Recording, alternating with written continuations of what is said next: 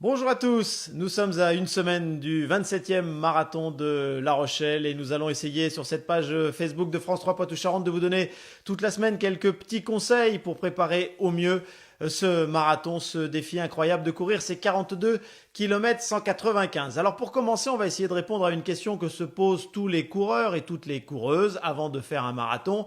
Mais que doit-on faire la dernière semaine? Comment doit-on s'entraîner cette dernière semaine? Est-ce qu'il faut le faire? Et comment faut-il le faire si on a envie de continuer à courir un petit peu? Parce qu'on a coutume de dire que la dernière semaine, on doit se reposer, on doit recharger les batteries, on doit laisser le corps évidemment digérer l'entraînement assez important qu'on a suivi pendant 8, 10, 12 semaines. Et puis pourtant, eh bien, la dernière semaine, on peut quand même conserver un peu d'activité physique et il est même important. Moi, je vous conseille en tous les cas d'essayer d'avoir 2 à 3 séances au cours de cette dernière semaine. La première séance, vous la ferez lundi ou mardi, c'est vraiment histoire de courir tranquille, histoire de décompresser. C'est vraiment le petit footing sympa, 40, 45 minutes maximum. On va courir soit autour d'un stade, sur de l'herbe, pour histoire de profiter d'un terrain bien plat, bien souple, agréable. Soit on va courir dans un chemin, en faisant attention évidemment qu'il n'y ait pas trop de racines, pas de cailloux, ce ne serait pas le moment d'attraper une entorse. En tous les cas, on va rechercher un parcours facile où on va pouvoir vraiment faire du footing tranquille pendant 40-45 minutes. Il s'agit juste de se décontracter, de laisser l'organisme fonctionner tranquillement. Ça permet de garder quand même un petit peu de stimulation physique et ça permet de garder le corps en alerte sans faire vraiment beaucoup d'efforts. Ça, cette séance, vous la faites lundi ou mardi, donc 40-45 minutes de footing léger. Ensuite, il y a une séance que je vous conseille de faire jeudi. C'est une séance un petit peu plus soutenue. Elle consiste à faire deux choses. D'abord, un petit échauffement tranquille, 20-25 minutes. Et ensuite, ce que j'appelle moi la répétition du premier kilomètre. Parce que c'est très important de bien savoir à quelle allure on va partir dimanche le jour du marathon. Vous connaissez le risque de partir un peu trop vite. Eh bien, on va répéter. C'est simple. Jeudi, on va essayer de répéter ce premier kilomètre. On va le faire entre 2 et 5 fois selon son niveau. Environ 2-3 fois si on a l'intention de courir sur les 3h15, 2 fois sur les 3h30. On va pouvoir monter jusqu'à 5 fois si on voulait courir par exemple en moins de 3 heures ou même en 2h45 ou 2h30. Voilà, on va faire donc de 2 à 5 fois 1000 mètres sur piste ou alors sur un terrain plat assez régulier où on va pouvoir vraiment juger l'allure et on va le faire à l'allure marathon. Ça permet donc de mémoriser vraiment l'allure du premier kilomètre. On répète le premier kilomètre.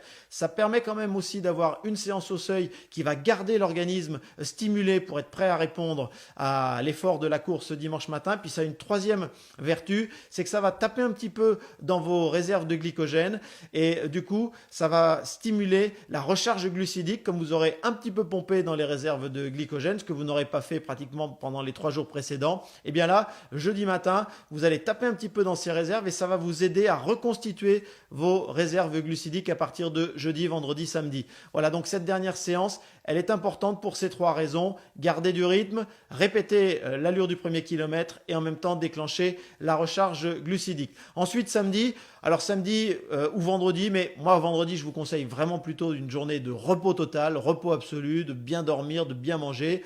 Mais samedi matin, vous pouvez, parce que là, la pression commence à monter, on a un petit peu besoin de se soulager de cette pression qui monte.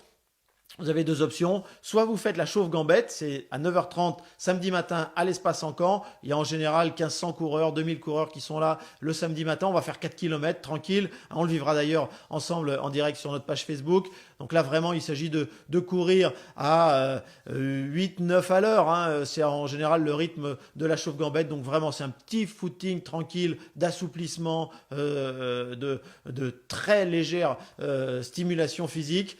Mais ça permet de se décontracter et puis ça permet de vérifier que tout va bien, qu'on n'a pas de petits bobos de dernière minute.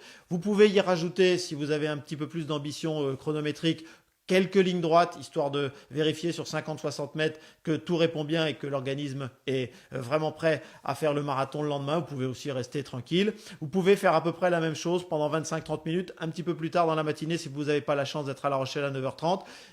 Mais moi, je vous conseille de le faire avant midi parce qu'il faut vraiment laisser la journée du samedi après-midi et en tous les cas le faire avant le déjeuner de midi, de manière à ce que l'après-midi du samedi soit vraiment une après-midi de repos, de récupération et de recharge alimentaire. On aura l'occasion de reparler de cet aspect-là dans la semaine. Mais voilà, grosso modo, moi ce que je vous conseille pour cette dernière semaine, on garde un petit peu d'activité, on se repose bien, on dort bien, on mange bien et surtout, on garde confiance parce qu'on est bien préparé. On vient de faire 8, 10, 12 semaines d'entraînement. On est prêt. Il ne faut surtout pas en rajouter. Il ne faut surtout pas faire la petite sortie de trop, la petite sortie trop vite, celle qui va finalement fatiguer l'organisme. Donc on reste calme, on a confiance en soi, on passe une dernière semaine tranquille. C'est en général une belle semaine, cette dernière semaine avant le marathon. On essaie de pas trop gamberger, pas trop se prendre la tête. Et on profite de ces derniers jours avant de faire ce marathon dimanche matin.